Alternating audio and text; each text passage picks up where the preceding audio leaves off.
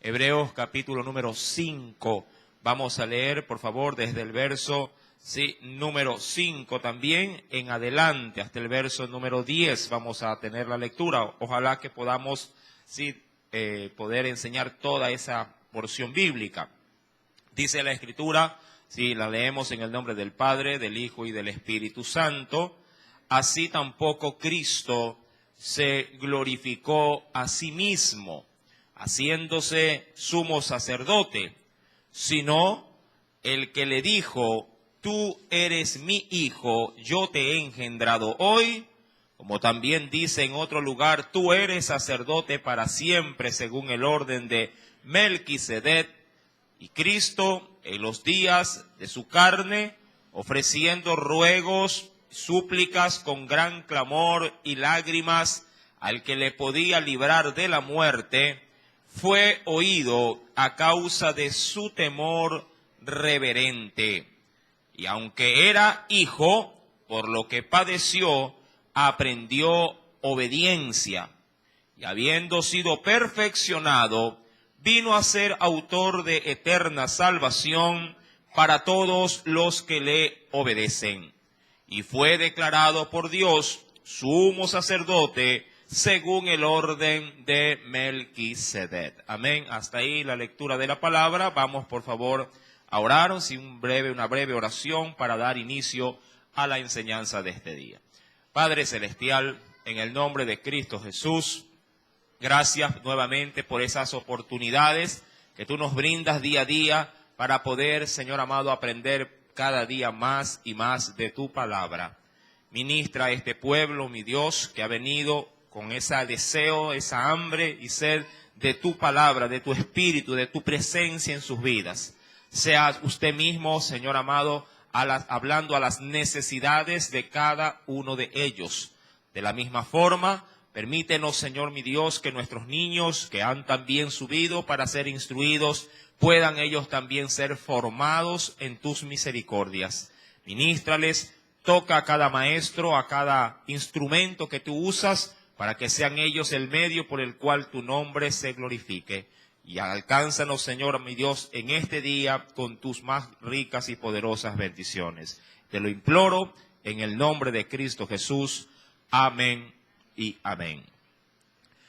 Hebreos capítulo 5, luego de haber meditado en los 4 primeros versículos en la semana pasada, en el verso número 5 nos dice: así tampoco Cristo se glorificó a sí mismo, haciéndose sumo sacerdote. Vamos a adentrarnos en esta expresión del versículo 5.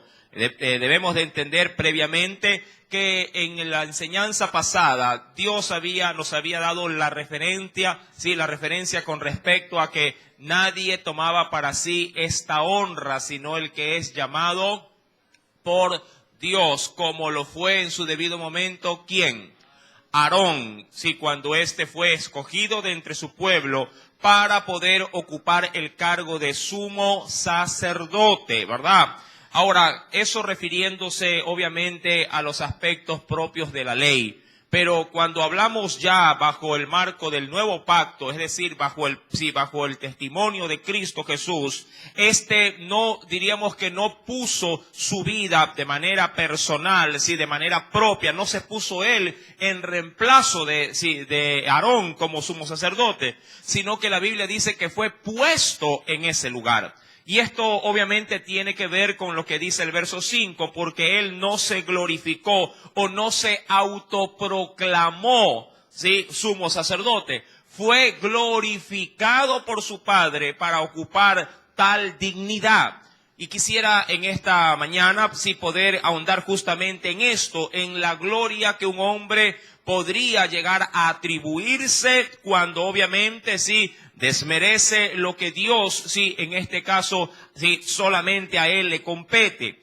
En el versículo 5 nos dice: así tampoco Cristo se glorificó o se ha glorificado a sí mismo, haciéndose sumo sacerdote. Ahora, dentro de este término que me parece bastante común dentro de los estudios de la palabra de Dios, hablando acerca de la gloria, que alguien puede llegar a obtener, Es bien sabido que Dios lo que sí le da al hombre no es gloria, sino fama. Si bien es cierto, puede haber mala fama, como puede haber buena fama, dependiendo de lo que usted o yo hagamos así con nuestra vida en esta tierra. Hay quienes pueden atribuirse un reconocimiento. Cuando hablo de fama, hablo de un reconocimiento, pero en este caso dado por Dios. Y eso difiere en gran parte con lo que es la gloria. La gloria es el imputarle a alguien todo en el honor, todo en este caso todo el valor por sus méritos, de cuanto él ha podido hacer.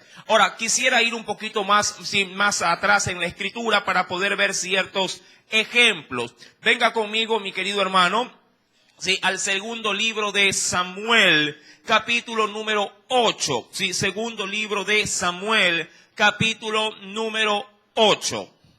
Ahí vamos a tener algunos referentes, por cierto, para entender a dónde queremos llegar con la enseñanza. En el segundo libro de Samuel, capítulo número 8. Mira lo que nos dice el Señor, en el versículo número 13. Segundo libro de Samuel, capítulo 8, verso número 13. ¿Lo tiene?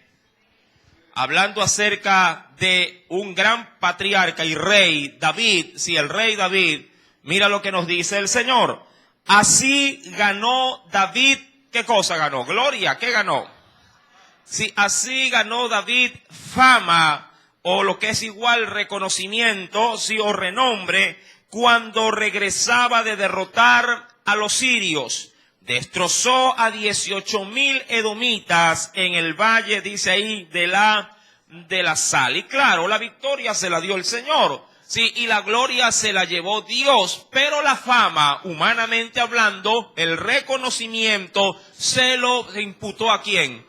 A David, siendo este el instrumento que Dios usaría para derrotar al ejército sirio. En Primera de Reyes, capítulo número 4, veamos otro caso semejante a este. Primer libro de los Reyes, más adelante de Samuel, capítulo número 4. ¿Lo tiene? Aquí tenemos otro tipo de fama que no necesariamente se limita a un reconocimiento por haber derrotado a alguien. Mire lo que nos dice en el verso 34. Aquí Dios dotó a un hombre de un don, hablando del don de la sabiduría. Estamos hablando del rey Salomón. Verso 34 nos dice también, y para oír la sabiduría de Salomón, ¿lo tiene? Primera de Reyes 4, verso 34. Y para oír la sabiduría de Salomón venían de todos los pueblos y de todos los reyes de la tierra a donde había llegado, ¿qué cosa? Pero no de la victoria de algún imperio derrotado, sino de ¿qué?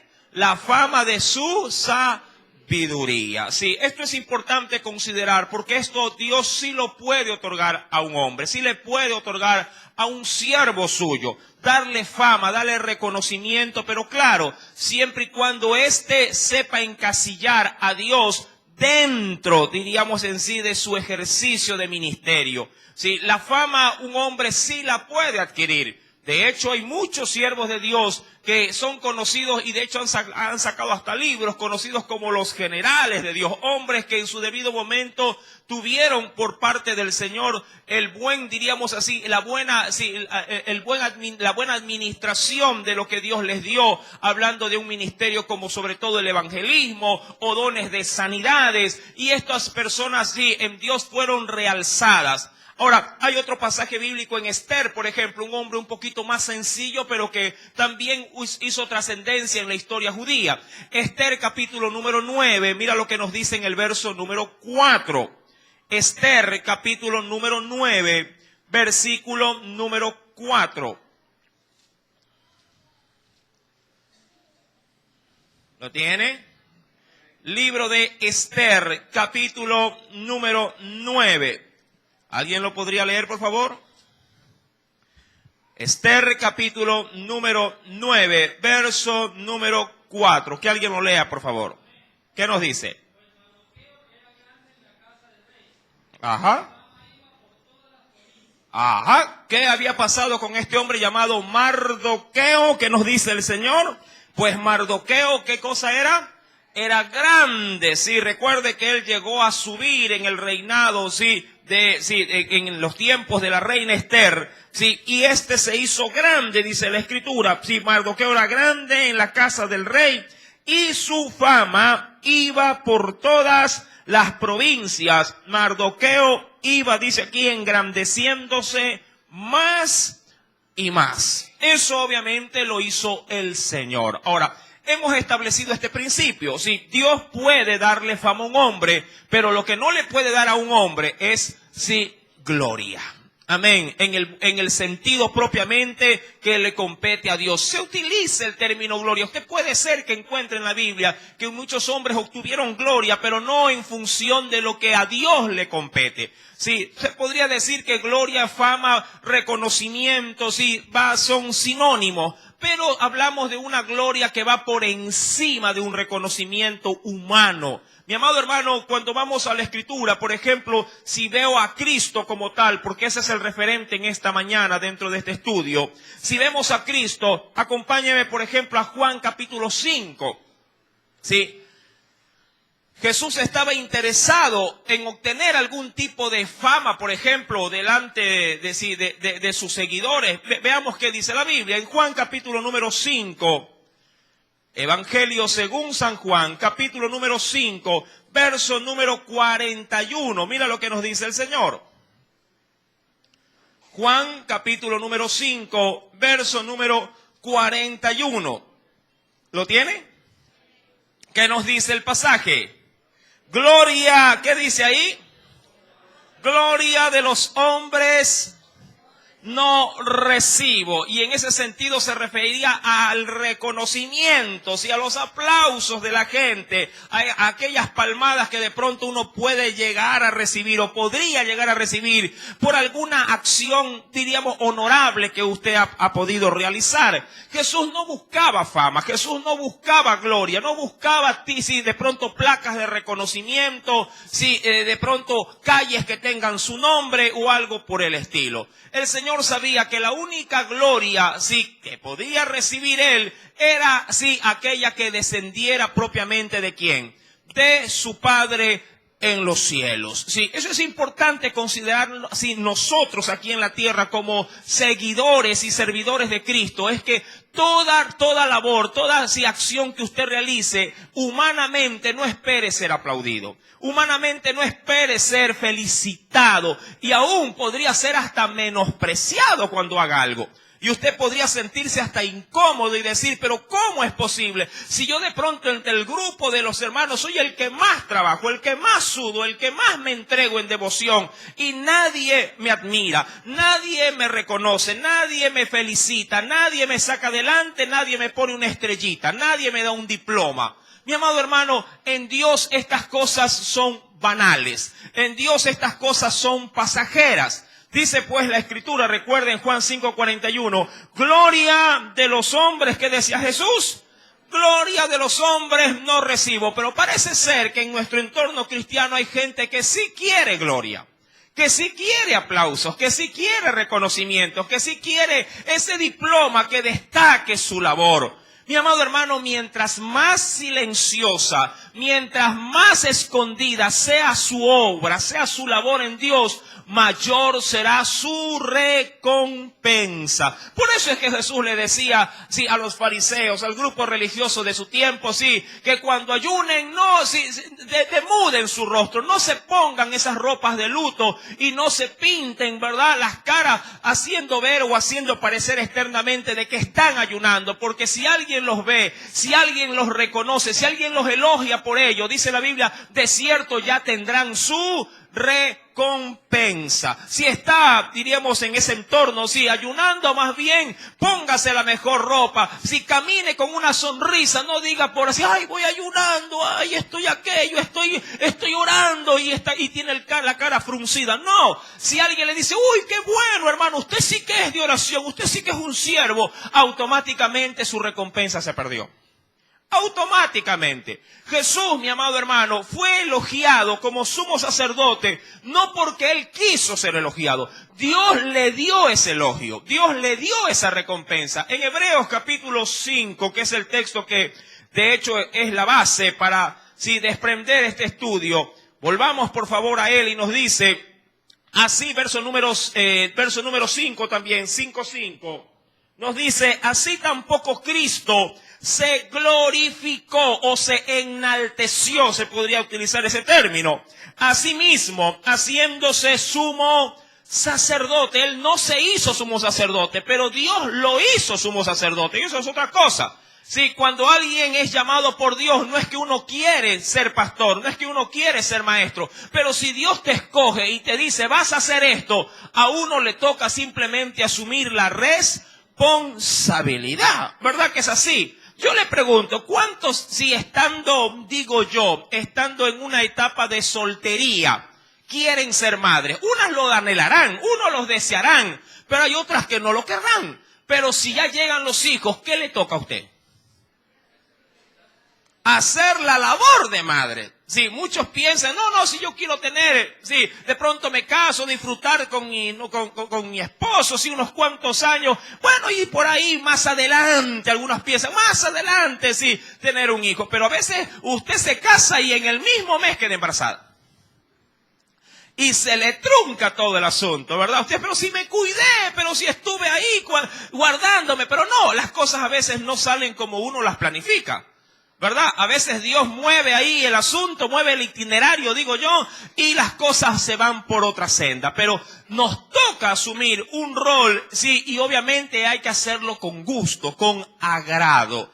Cuando Dios designa algo a alguien, obviamente es un honor. Y para Cristo, que Él no es que vino, Él no dijo del cielo, a ver Señor, yo aquí en el cielo soy tu hijo y me voy a ir ahora a la tierra para ser sumo sacerdote. No, Él no fue con esa intención. Él fue simplemente sabiendo de que iba a la tierra, ¿qué? A morir. Amén. Esa fue básicamente su intención.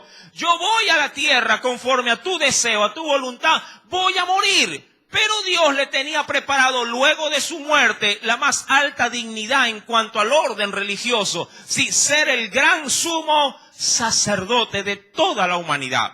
Ahora, en el versículo número 5, recuérdelo, así tampoco Cristo se glorificó a sí mismo haciéndose sumo sacerdote, sino el que le dijo, y eso no fue él, sino su padre, tú eres mi hijo, ¿sí?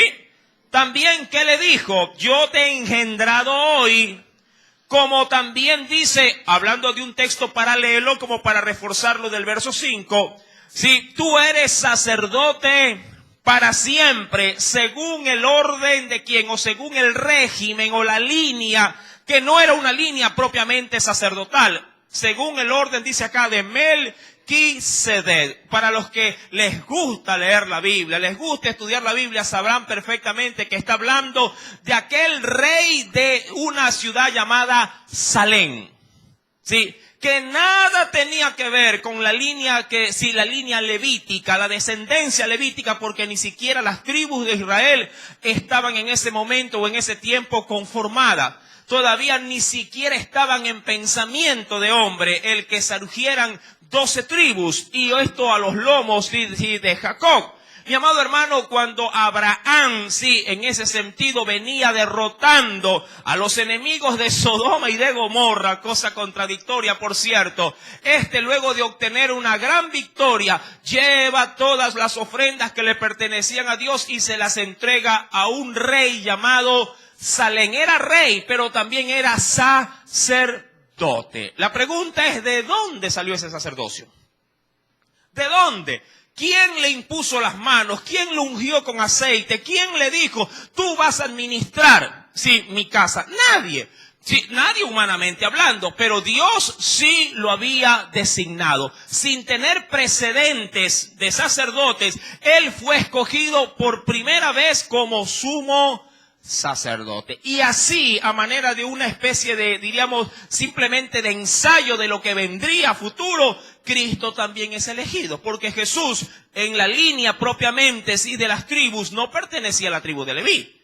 ¿Él a qué tribu pertenecía? a la tribu de Judá. Por eso es reconocido como el león de la tribu de Judá, que nada tenía que hacer con la administración de las cosas sacerdotales. Mi amado hermano, así pues, dice en el versículo número 6, como también se le dice en otro lugar, tú eres sacerdote, pero ¿para qué tiempo? Para siempre, según el orden o la línea de Melquisedec. Y dice en el versículo número 7, más bien sucedió lo opuesto. Jesús no vino a buscar gloria, no vino a buscar honra, sino que Cristo dice acá, en los días de su carne, es decir, en los días de su vida terrenal, ¿sí? Debemos de entender esa área. En los días de su carne, ¿qué más bien vino a hacer? Ofreciendo, como lo hace usted, día a día, ruegos, súplicas, ¿con qué? Con gran clamor y lágrimas al que le podía librar de la muerte, fue oído a causa de su temor reverente. Es decir, no vino a buscar, sí, aplauso, vino más bien a humillarse. Jesús no creía en la gloria de la tierra, en la gloria de este mundo. Si usted me acompaña, por favor, allá a la carta y venga conmigo a Filipenses, capítulo número 2. Libro de Filipenses, capítulo número 2. Venga conmigo, por favor, para poder leer una referencia bíblica. Carta de Filipenses, capítulo número 2. Mira lo que nos dice el Señor. Ahí en el prefacio usted creo que va a determinar algo. Y el prefacio dice humillación y exaltación de Cristo. Pero eso, primero se humilla uno y luego Dios a uno lo exalta. El que se humilla, ¿verdad? ¿Qué dice la Escritura? En los evangelios será ensalzado. Eso está ya en Lucas capítulo 18. Sí, mira lo que nos dice el Señor. Quiero leer el versículo número 3. Con respecto a esto dice, nada hagáis. Sí, Filipenses 2, verso 3. Nada hagáis por contienda, sí, o por pelea, o por resistencia de alguien. O por, ¿qué dice también? Y aquí es donde quiero resaltar. No hagáis nada porque ni por peleas, ni por contiendas. Porque hay quienes pueden llegar a decir, hermano, nadie hace esto, nadie hace aquello. Entonces ahora yo lo voy a comenzar a hacer. Y claro, cuando a veces uno empieza a hacer algo, despierta celo en otro. Y también quiere hacerlo. Y ahí donde uno dice, no, deja ahí, deja que esto lo hago yo. No, y comienza la resistencia. Como cuando eso pasa a veces en la parte comercial. Que en el barrio de pronto la calle está botada y a alguien se le ocurre de pronto ir a vender algo en la esquina. Y le va bien. Y oh sorpresa, al mes tiene otro parado en la esquina también. ¿Se ha dado cuenta? ¿Verdad? Y uno dice, pero si no aquí por años nunca nadie puso nada. ¿Verdad? Ahora, eso obviamente en cuanto al aspecto secular. En el área espiritual dice el Señor, nada hagáis, no solo por contienda. Tampoco nada debe de ser hecho por vanagloria. Y mira cómo le antecede al término gloria. Le pone vanagloria, porque Dios sabe que cualquier reconocimiento humano es vano, no tiene valor, no hay en ello eficacia. Nada hagáis por vanagloria, antes bien como el Señor quiere que realicemos nuestras actividades. Con humildad, estimando cada uno a los demás como superiores a sí mismo. Hay otro texto también que me gustaría, en este caso, darlo en la primera carta de Tesalonicenses. Primera de Tesalonicenses. Más adelante, obviamente. Primera de Tesalonicenses, capítulo número 2.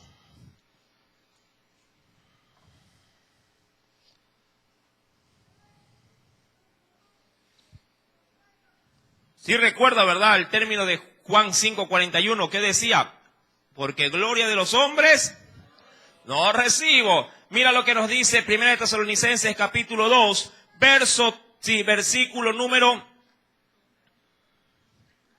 5 al 6. Porque nunca, y esto escribiendo Pablo, nunca usamos de palabras lisonjeras, lo que se puede entender como palabras aduladoras. ¿Cuántas veces alguien se te puede acercar adulándote, pero para poder sacar algo, un provecho, un beneficio? ¡Ay, pero qué linda que se la ve!, le puede decir el empleado a la jefa. ¿Pero para qué? Para terminar pidiéndole ¿qué cosa? Un préstamo, un anticipo, un permiso, ¿verdad? Así pasa en casa también, le cuento. Mamita, nunca le dice mamita, pero cuando quiere salir, mamita linda, ¿cómo está? Se te ve guapísima el día de hoy. El padre que ya conoce, ¿qué dice? ¿Qué quieres? No hay permiso. Y se entrompan y se ponen como elefante. Dice pues, porque nunca usamos de palabras lisonjeras, como sabéis, ni tampoco encubrimos, ¿sí? O no tapan nada. Avaricia, Dios es testigo. Verso 6, aquí quiero llegar. Ni buscamos tampoco qué cosa, y eso todo siervo de Dios y toda mujer de Dios debe tenerlo muy presente. Ni buscamos, ¿qué dice? No buscamos gloria de los hombres. La pregunta es, ¿de quién aprendió Pablo? De Cristo, porque él tampoco quería qué cosa de los hombres. Gloria, ¿verdad? Dice la Escritura, ni buscamos gloria de los hombres, ni de vosotros, es decir, ni de la iglesia, ni de otros, aunque podíamos seros carga como apóstoles de Cristo. Es decir, puede ser que tengamos derecho a que nos reconozcan lo que hacemos, pero aún pese a ello no lo hacemos. Porque gloria de los hombres no requeremos, sino en este caso no estamos para eso. Mi amado hermano, dicho esto, si vamos por favor nuevamente al texto inicial, que es Hebreos capítulo número 5, estamos en el versículo número 7, Cristo no vino a buscar gloria o aplausos, más bien vino a buscar para su propia carne humillación. Sí, dice el verso 7, si lo vuelve, ¿podría leerlo por favor?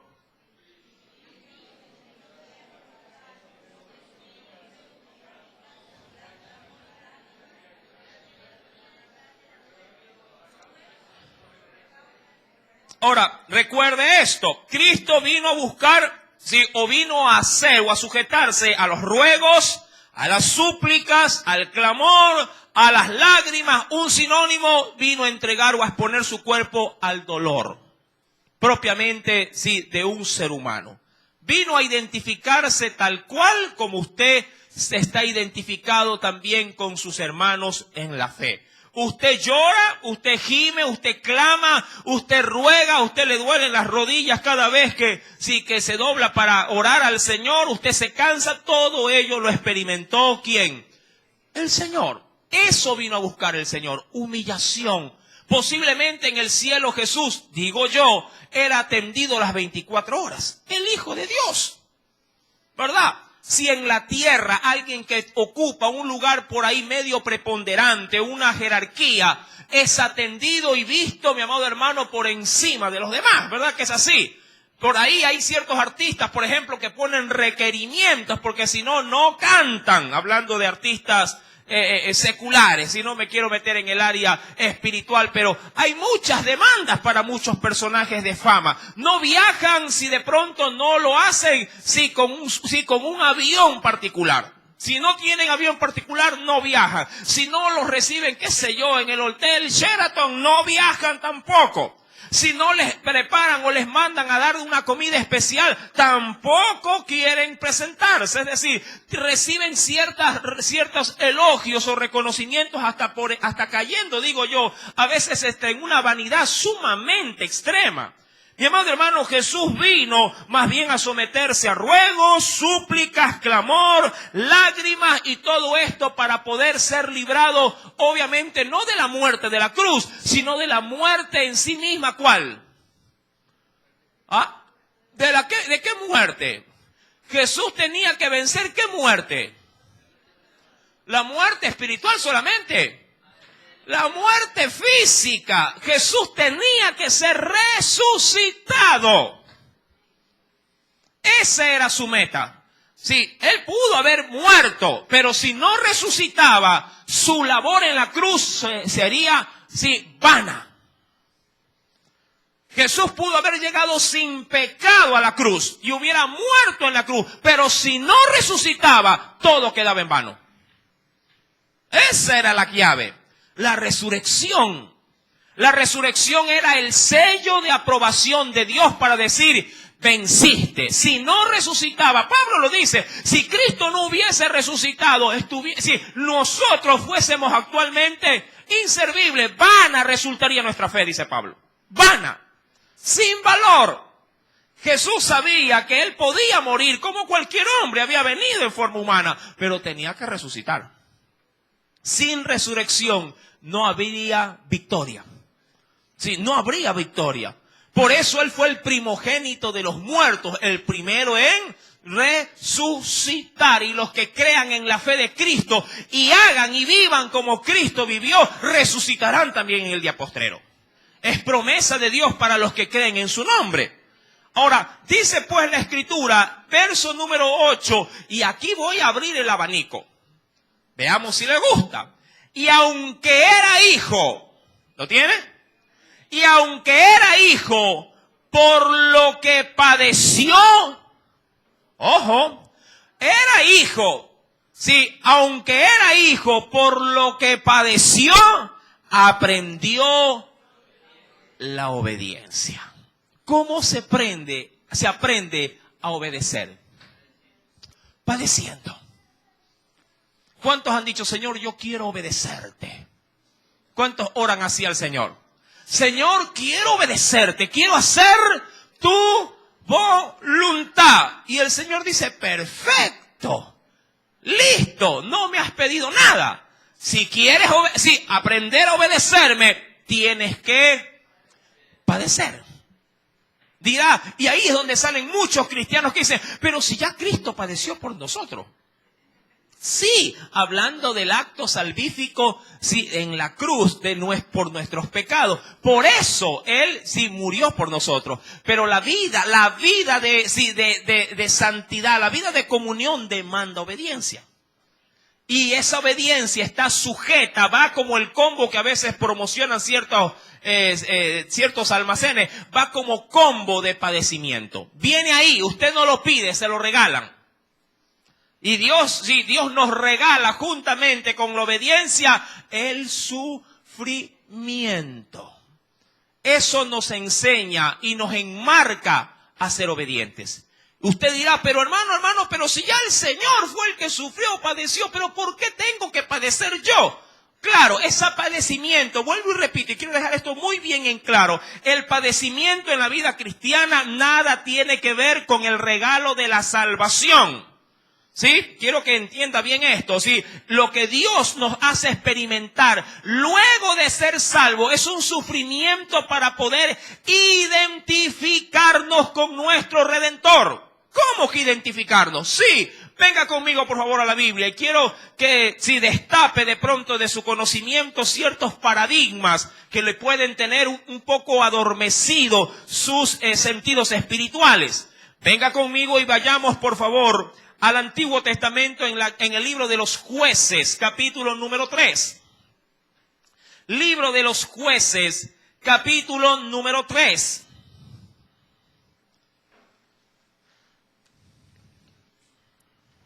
¿Lo encontró? Jueces, capítulo número 3.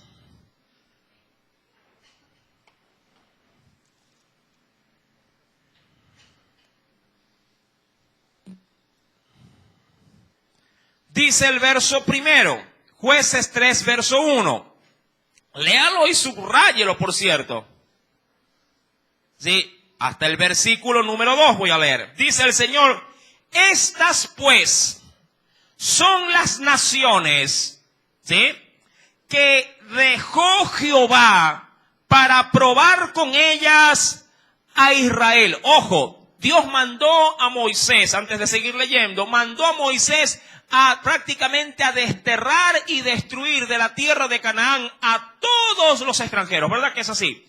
A todos, mandó a sacar a los amonitas, a los moabitas, a los refitas, a todos. Sí, a todos ellos el Señor los mandó a expulsar y a eliminar, de hecho. Pero Dios sabía que luego de que su pueblo, que había experimentado tanto sufrimiento en el desierto y que las generaciones venían una tras otra, Dios sabía que el pueblo a futuro también tendría que en algún momento ser, sí, de la misma forma que fue, diríamos, tratado el pueblo anterior, también tenía que ser tratado el pueblo actual. Y es ahí donde Dios decide dejar a naciones para probar con ellas, dice el verso primero, a Israel.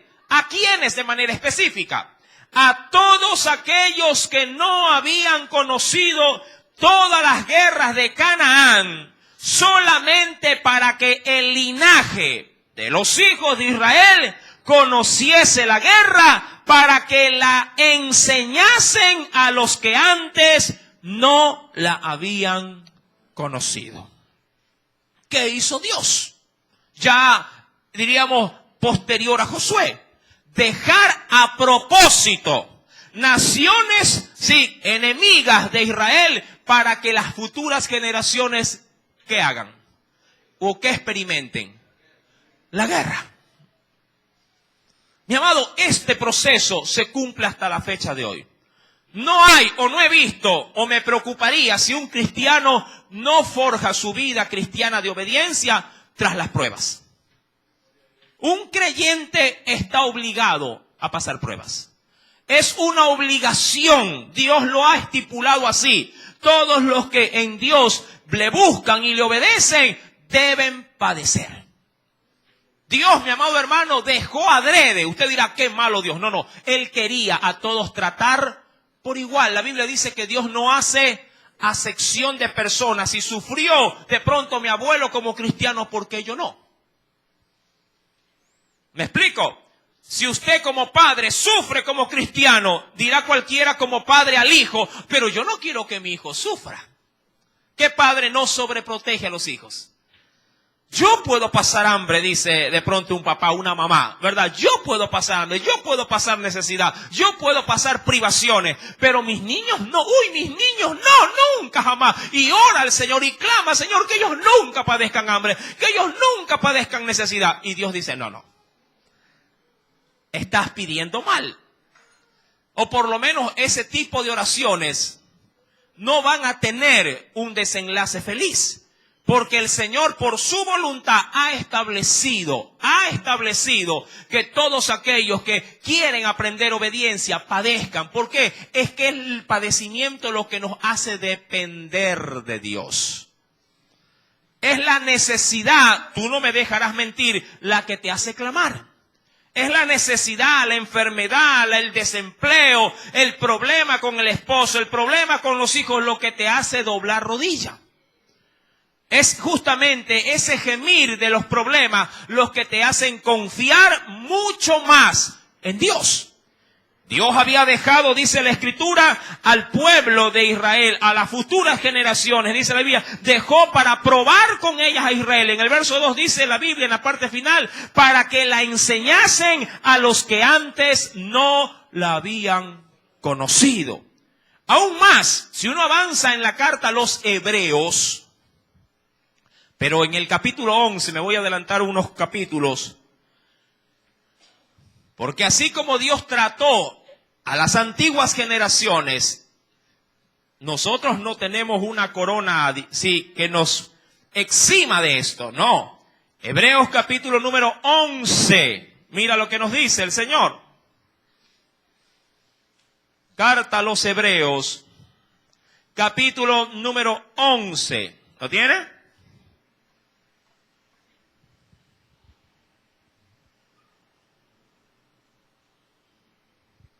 Vamos a leer de manera antifonal. Un texto bastante intenso. Sí, dice la Escritura, versículo número 29 en adelante. Quiero llegar al 40.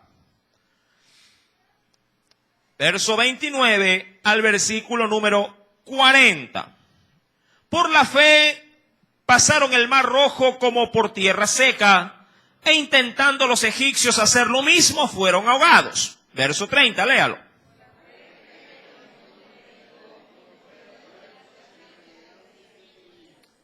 Por la fe, Rahab la ramera no pereció juntamente con los desobedientes, sino que habiendo recibido a los espías en paz, verso 32,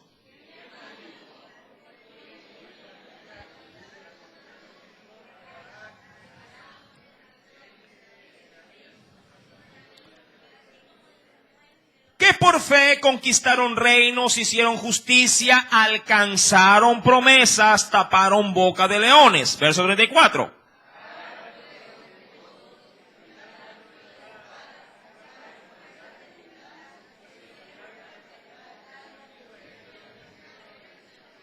Ahora, el asunto comienza desde el verso 34, diríamos, no digo a empañarse, pero comienza a forjarse en una, diríamos, situación más estrecha. Y dice desde el versículo 34 y 35 también en adelante, las mujeres recibieron, ¿qué cosa recibieron las mujeres? Las esposas.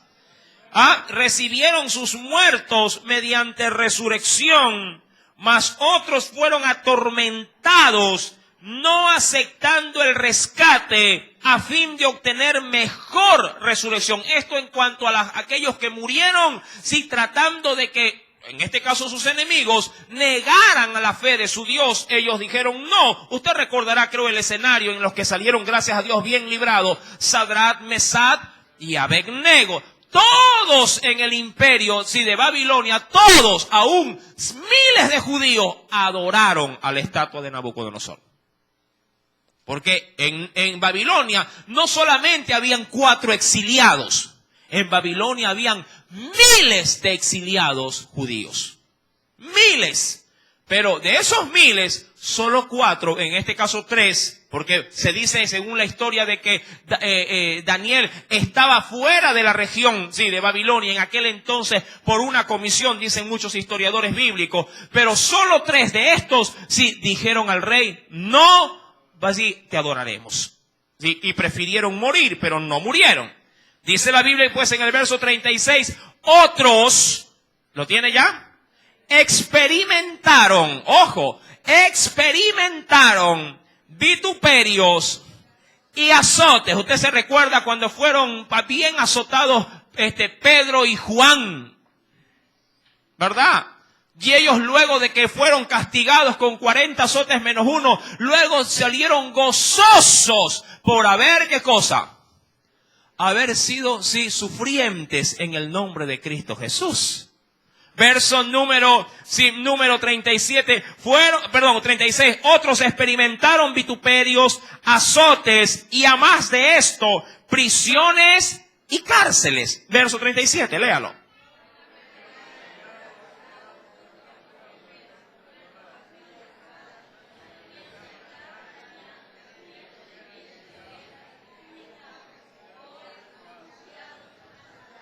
Ahora, le pregunto algo, ¿cuántos quieren este estilo de vida? ¿Cuántos podrían decir, hermano, esa vida es la que yo quiero? Pobres, ¿qué dice? Ya en la parte final de ese verso, ¿verdad? Yo le pregunto, ¿quién desearía esto? Usted dirá, no, Dios, usted si de pronto por ahí alguien se lo menciona, usted hasta lo podría reprender en el nombre de Jesús. Apártate de mí, Satanás, le podría decir. Porque en los tiempos actuales donde nosotros obviamente nos desenvolvemos, esto a la verdad se ve como maldición. Esto se ve como castigo de Dios, ¿verdad? Pero esto no era un castigo. Esto era simplemente una forma de que los suyos aprendiesen ¿qué cosa? Porque así lo hizo Jesús. Aprendieran obediencia. Mira a dónde quiero llegar. Versículo número 38. De los cuales el mundo no era digno, errando por los desiertos, por los montes, por las cuevas y por las cavernas de la tierra. ¿Qué más dice el Señor? Versículo 39.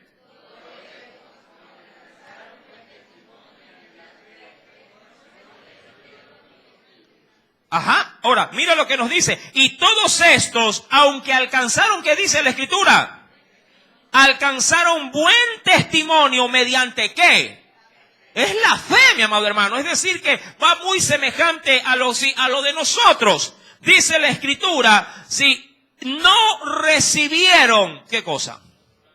No recibieron lo prometido. Ahora, hasta aquí, hasta el verso 39, el Espíritu Santo da una especie de resumen de todo lo difícil y de todo lo amargo que experimentaron ¿quiénes? Nuestros hermanos antes de Cristo. Y usted dirá, pero hermano, yo ya estoy bajo la gracia. ¿Verdad? Un bonito cliché para decir, yo no voy a sufrir. El verso 40 tira abajo ese paradigma.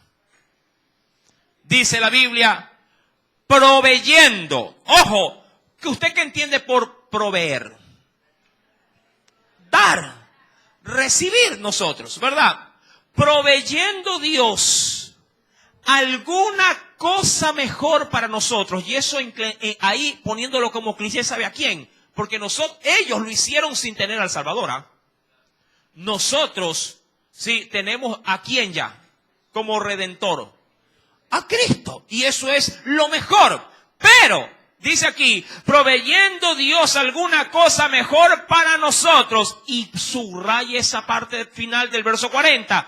Para que no fuesen ellos perfeccionados aparte de nosotros. ¿Eso qué implicaría?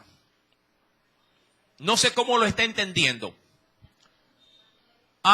Tanto ellos como nosotros estamos tan expuestos ¿a qué? ¿A qué? A padecer. Tanto así que en la carta del apóstol Pedro, venga conmigo por favor, en su primera carta en el capítulo 5, ya hablando de la era de la gracia, ¿sí? Capítulo 5. Mira lo que nos dice el Señor. Verso número 8 y 9. Primera de Pedro, capítulo 5, verso 8 al 9. ¿Lo tiene?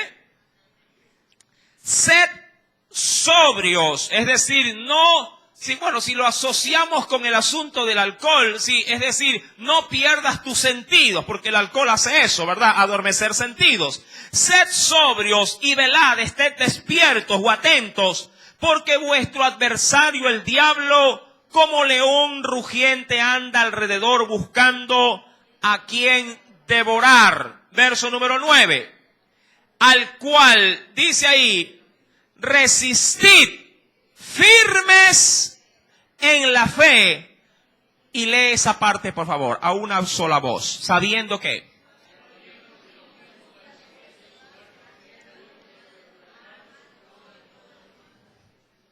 ¿qué cosa se va cumpliendo en nuestros hermanos en todo el mundo? Los padecimientos. Es que los que quieren vivir, Pablo lo dice piadosamente, ¿qué pasará? Van a padecer.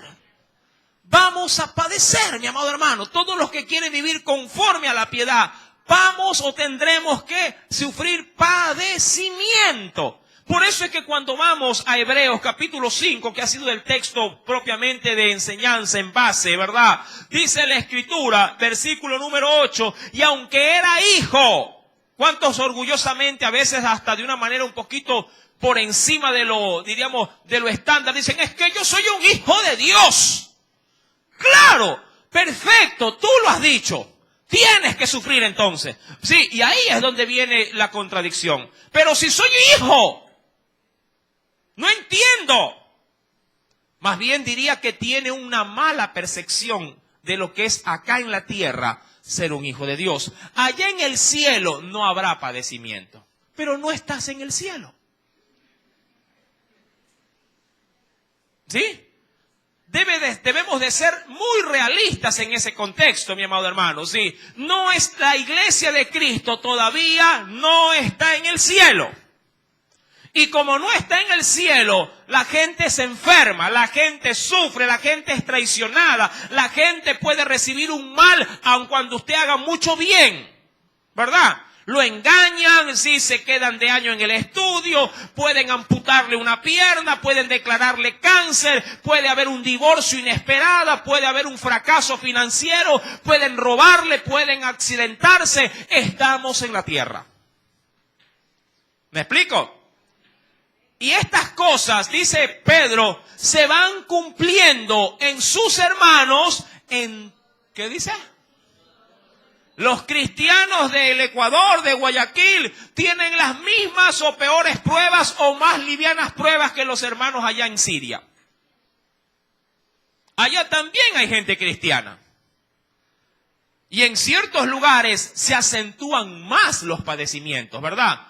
Obviamente por situaciones políticas, digamos que se acentúan, se hacen más graves sus crisis. Y dice la Escritura, habiendo pues, versículo 8, perdón, y aunque era hijo, por lo que padeció, aprendió a obedecer. Y yo le pregunto, ¿y es que acaso Jesús no era obediente? Pero la Biblia dice que humanamente, porque esto habla en su carne, aquí tuvo que aprender. ¿Qué aprendió? A obedecer. No dice que era desobediente, pero tuvo que aprender a obedecer. Y eso si uno lo diríamos, lo asimila cuando es en ese sentido un sufriente. ¿Verdad? Prívele usted a su hijo de algo y verá cómo comienza a hacer cosas. Que usted de pronto le dijo que haga, pero por mucha comodidad que usted mismo le dio, no lo hace. ¿Cuántas veces usted ve a sus muchachos en una esquina de la casa con los aparatos electrónicos en un mundo? Dicen por ahí, como decía también el psicólogo, que hay un autismo provocado en la actualidad. ¿Verdad? Muchachos que parecen que están idos de mente, que están simplemente con... Yo le digo por los míos, pueden estar comiendo y están con el celular.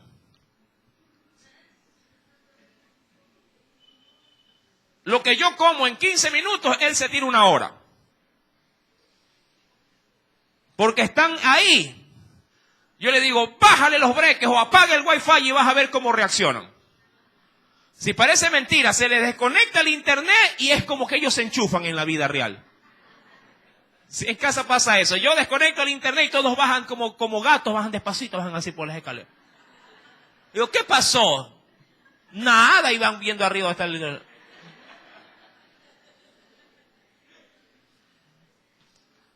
Mi querido hermano, debemos de aprender que cuando uno, si en Dios es restringido de muchas cosas, uno aprende a depender de Dios.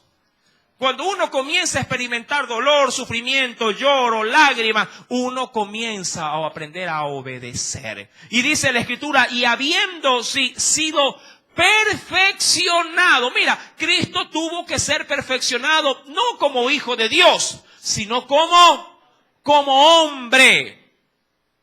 Como hombre tuvo que aprender a ser perfecto. Dice, y habiendo sido perfeccionado, vino a ser autor de eterna salvación para todos. ¿Para quiénes? Todos los que le obedecen. Ese es el marco o el denominador común que en esta mañana obviamente Dios quiere resaltar en tu vida cristiana. Tienes que obedecer. La obediencia es la llave. Es la llave, amado hermano, para ser estimado como hijo. El que obedece es hijo. El que no obedece no es hijo de Dios. El que escucha la palabra y la hace, ¿qué dijo Jesús? Ese es ¿quién? Solo el que le obedece. Mi querido hermano, ven conmigo por favor a la Escritura. Vayamos al Evangelio de Juan.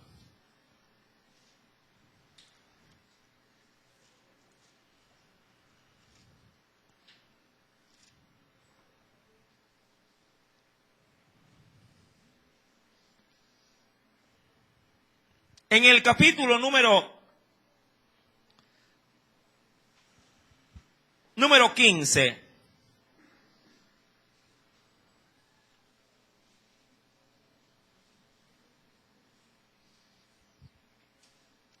Quisiera tomar un texto de referencia en este pasaje. ¿Lo tiene?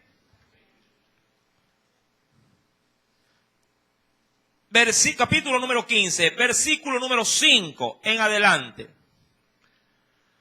Yo soy la vid. Sí, ahora, ¿qué entiende usted por vid? No es la pastillita que venden ahí para la garganta. ¿De dónde se desprende? Una planta. Sí, que en este caso es la planta ¿de qué? De la uva. Yo soy la vid, vosotros sois ¿qué cosa? Ahora, ¿qué cosas son los pámpanos? ¿Ah? ¿Seguro? ¿Son qué cosa? Las ramitas que salen de esa vid, ¿sí? El que permanece en mí y yo en él, este lleva mucho fruto, porque separados de mí, nada podéis hacer. Avanzo un poquito más. Versículo número 8. En esto es, porque estamos buscando la gloria, pero no de los hombres, ¿verdad? Sino de Dios. En esto es glorificado mi Padre, en que llevéis mucho fruto y seáis así mis, ¿qué dice? Mis discípulos. Mi amado hermano, Dios quiere ser glorificado. ¿Pero por quiénes? Por sus hijos. Claro, llevando mucho fruto. ¿Y cómo se puede llevar fruto? Sencillo, siendo obedientes. No necesito ganarme al mundo entero para decir, hermano, he dado muchísimo fruto. O ganar en un año 100 almas y decir, he dado muchísimo fruto. Amado hermano, en cosas sencillas, en cosas simples, aún del diario vivir, se puede llevar mucho fruto. Siendo de pronto en casa obediente a los padres, ya alguien está comenzando a dar fruto. Honra a tu padre, honra a tu madre. Son bendición, mandamientos con bendición. Si lo haces, estás llevando fruto. Si eres un trabajador y llegas tarde y comienzas a corregir eso, comienzas a llegar temprano, estás dando fruto. ¿Me explico? Si tú como esposa has vivido una vida desatendiendo a tus obligaciones en el hogar y comienzas a cumplir en ese sentido responsablemente, si la dedicación a tus hijos, la dedicación a tu esposo, estás dando mucho fruto. Si tú como varón estás obviamente cumpliendo tu rol como sacerdote de tu casa, estás llevando mucho fruto. Todo esto está enlazado con la obediencia. Mi amado hermano, cosas como esta obviamente despiertan nuestro entendimiento. Dice Hebreos para concluir capítulo número 5, verso número 10, porque esto va a llevar a un desenlace. Y fue, por esta situación que hemos analizado, y fue declarado por Dios sumo sacerdote según el orden de Melquisedec. O sea, añadido al título de hijo de Dios, aparte el Señor le dio, ¿qué cosa? El sumo sacerdocio. Ahora, este galardón lo obtuvo Jesús, obviamente, porque en su vida, como hombre, sometió su vida a obediencia. Amén. Sometió su vida a obediencia y fue dado o fue galardonado, sí, conforme a en este caso, a su sujeción. Todo hijo de Dios en la actualidad, toda obra que realice en Cristo Jesús, también dice la Biblia que será recompensado. Él es justo, y Él, mi amado hermano, no olvida las cosas que nosotros hacemos, sino que Él nos dará la justa recompensa por nuestra obediencia. Para concluir, por favor, quiero que me acompañe. Mira lo que nos dice el Señor. Venga conmigo, por favor, a las cartas del apóstol Pablo.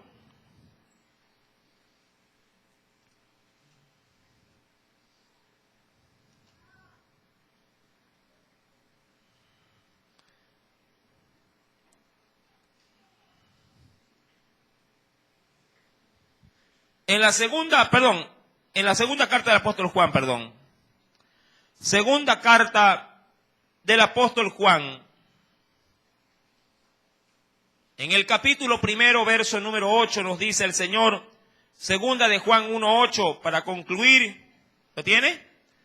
Mirad por vosotros mismos, para que no perdáis el fruto. Y Dios sabe qué es esto. ¿Es qué cosa? Trabajo, ¿verdad? El fruto de vuestro trabajo, sino que recibáis galardón, o lo que se podría entender como una recompensa. Pero Dios, ¿cómo nos quiere dar? Nos quiere dar media torta, si es que lo quiero ver como una comida. ¿Qué dice la Biblia? Un galardón o un reconocimiento completo. No sé, pero dicen muchos que llegar a una final, hablando de un deporte, de pronto del fútbol, que es lo más de pronto tradicional y lo más sabido. Si cuando uno llega a una final, si posiblemente, mi amado hermano, decía otro predicador, si alguien está debatiendo el tercer y cuarto lugar en una final, si ambos salen contentos. Pero si alguien está, en este caso, debatiendo el primer lugar, el que queda de segundo se siente derrotado. Y ojo, quedó segundo. ¿Cuántos quedarán? ¿Cuántos quisieran quedar segundo en algo en sus vidas? Mi amado hermano, pregunto yo, si usted acaso nunca quiso ser el abanderado en el colegio. ¿Y cuántos no anhelaron ser, aunque sea el primer escolta? Aunque sea ser el segundo escolta. Eso pasa en los reconocimientos seculares. Pero cuando se trata de competencia, hablando ya de lo físico, quedar en segundo lugar, se siente uno como derrotado. Mi amado hermano, Dios no nos quiere dar premio de segundo, nos quiere dar premio de primero. Pero para eso hay que aprender a obedecer. Y usted dirá, hermano, ¿va a ser fácil? No, desde ya te digo, hay que padecer dentro de ese caminar de obediencia.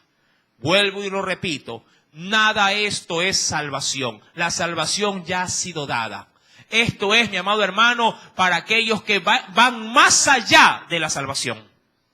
Amén. Aquellos que no solamente dicen, ya me matriculé. No, me matriculé en el colegio, pero ahora quiero en el colegio ser el primero. Quiero llegar más allá del denominador común de otros hermanos.